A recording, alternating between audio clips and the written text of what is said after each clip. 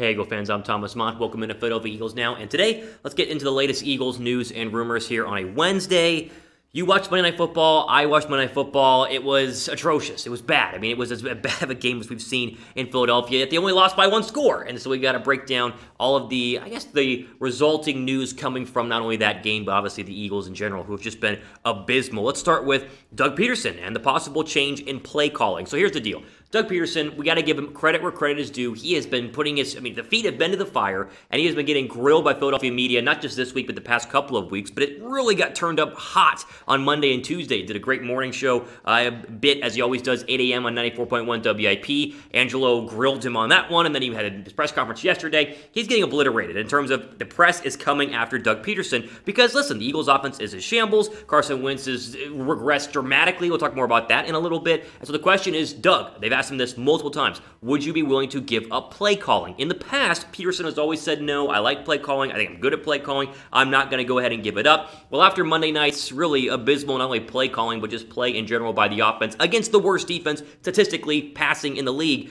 Doug is now starting to change his tone on giving up play calling. So the question then becomes, who takes over the role? I mean, there's a different arguments about, is it Deuce Staley? Is it somebody else? My thing is this for sure going to fix the offense? Is the play calling really the issue with the offense, or is it a giant combination of things? I don't know. Let's discover. So first off, let's start with what Bleeding Green Nation had to say about Doug Pederson possibly giving up play calling. Quote, that's Doug Pederson, admitted that he has to take a look at everything, and if he gets stuck or gets in a rut, and the latter doesn't, and the latter said he doesn't think he's in a rut right now, letting someone else call plays is something he'll consider. Pederson noted that a switch isn't off the table, and seeing the offense through someone else's eyes could spark the offense. Yes, it could spark the offense, but switching play callers doesn't necessarily guarantee that an offense could be sparked. Ask Matt Nagy and the Bears. Matt Nagy has a very similar situation as Doug Pederson, was once an offensive genius. This year, not so much. He's swapped his quarterbacks, he's swapped his play calling now, and the Bears have still been a bad offense overall. Now, the Bears seem more like a actual scheme problem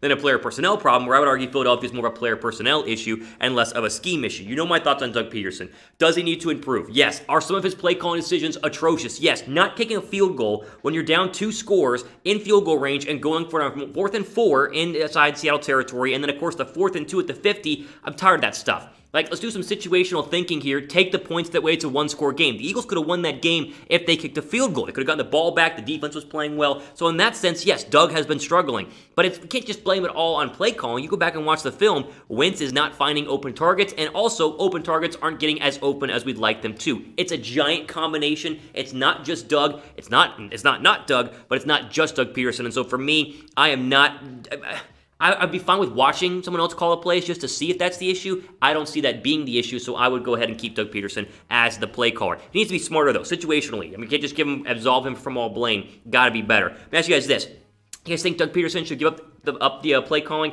Type Y down below for yes, type N down below for no. It was a pinned comment that we put, top comment. I want to know your guys' thoughts on Doug Pederson calling the plays.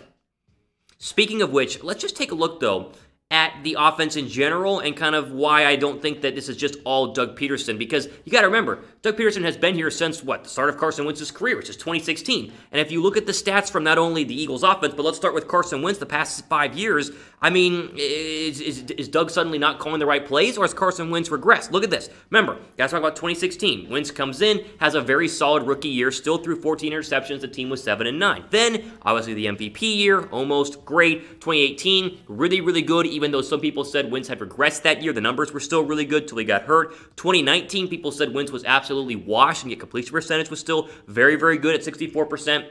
4,000 yards, 27 touchdowns, and he went to the postseason. It's this year you have the drop-off. Those are 4 very similar years for Carson Wentz, and then a sudden drop-off. So is the answer, well, the play calling has got to be terrible. Doug was calling the plays all 4 of those years. So I'm trying to figure this out just like you guys are. Is it Doug Pederson's play calling? This tells me no. Unless Doug suddenly is calling just completely different plays or worse plays, that could be a possibility. Remember, Frank Reich was once the offensive coordinator during Wentz's great year in 2017, but Doug called plays last year, and Carson Wentz still had a very, very good offensive productive year overall with, argue, less weapons than what he's had at least recently this year in Philadelphia. How about total offense in terms of passing yards? Look, you go back to 2016, they were 27th. 2017, they were 7th. 2018, 14th. 2019, 14th. And then this year, they're 25th. So there's just seems to be 4 years of consistency and then the dramatic drop-off. So it's 4 years of consistency and then the drop-off. So the question again becomes, is this Carson Wentz suddenly being bad? Is this Doug Pederson suddenly calling bad plays? Or is this Howie Roseman not putting the right pieces around him? Or, as I will present, it's a combination of all three. And that's to me where the blame all has to go. It's a combination of all three. All three have to be held accountable. Carson Wentz playing very, very badly, missing open receivers, and doing very bad in terms of his reads as a quarterback. Doug Pederson, better play calling, but at the same time, he's not been terrible, but still we can use some better situational awareness. He's gotten a little too greedy there on fourth down conversions. And then Howie Roseman has not put a good team around Carson Wentz the past couple of years, and this year it's especially eating them alive, and it seems like it has been a real issue so far for Philadelphia this year. So what do we do with this? Nothing. We can do nothing with this right now because no changes are going to happen, in my opinion, anytime soon. Will they change the play caller? Maybe. But with that being said, will changes come dramatically next year? I think there could possibly be, but I think there's also a scenario where Philadelphia figures things out over the next couple of weeks and wins enough games to where we at least aren't totally crazy about how bad they are. They get to 5 or 6 wins and we go, okay, well, they looked a little bit better through the final 4 games of this season. So here, of course, are your final 5 games.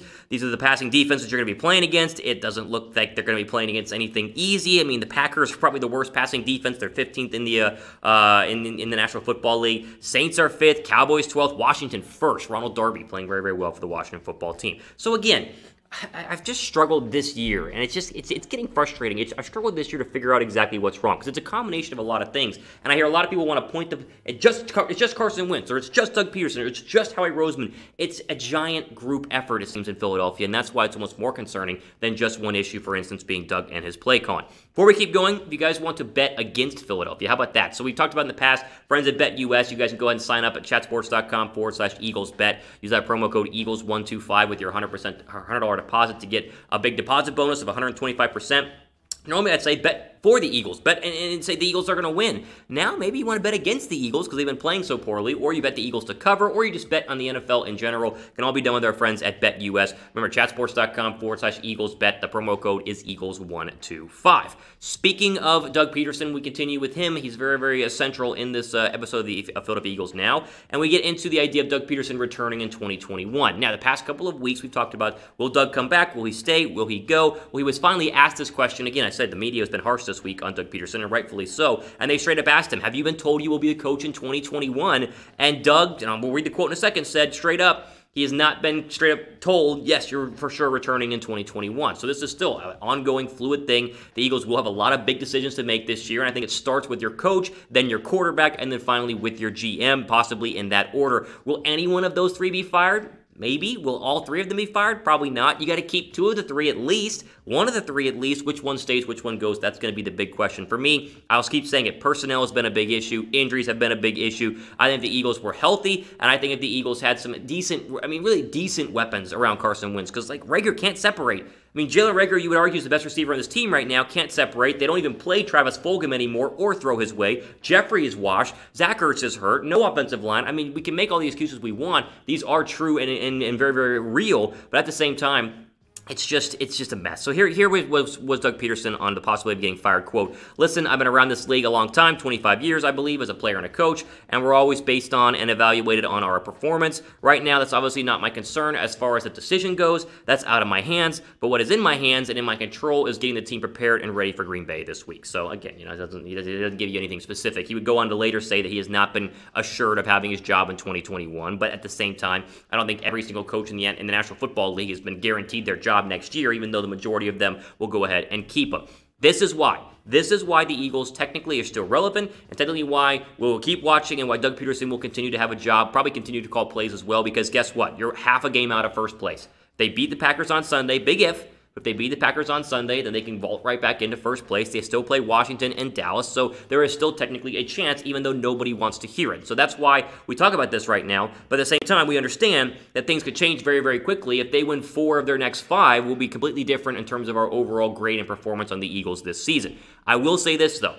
Your 4 biggest liabilities and the 4 biggest people in charge of the Eagles and the reason why the Eagles are struggling are Roseman, Pederson, Wentz, and Schwartz. The question we keep asking, which we won't know until the offseason, is who stays and who goes. There's a scenario where all 4 stay. and you just get better in free agency, you get better in the draft, you get healthy, and then you play well because all four of these guys are on the Super Bowl team. There's also a scenario where Howie gets let go, or where Pederson gets traded, where Wentz gets traded, or Pederson gets let go, or Schwartz gets let go. There's a lot to blame to go around, and a lot of scenarios where all four come back or none of the four come back, and we'll cover those here on Philadelphia Eagles Now. Out of the four, though, let me ask you guys this. Who is to blame? If you had to pick one, I said before, it's everybody. Everybody has a piece of the pie, the big blame pie out there. Who's the biggest to blame? Let me know in the comment section down below. I would type R for Roseman. I think Roseman's done the worst job over the past couple of years of team building, but that's just me. Curious what you guys think down below.